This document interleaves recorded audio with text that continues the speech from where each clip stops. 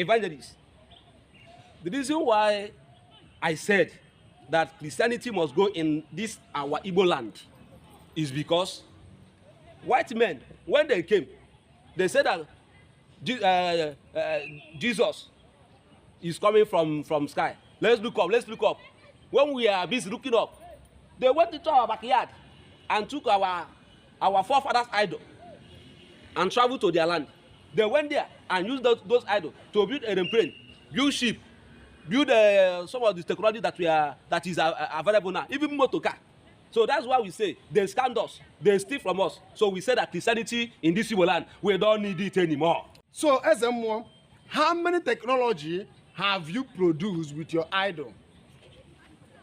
Evangelist, I have not produced anyone, but no, we are not complaining then. We are comfortable. Okay, but why when they talk say the white people came and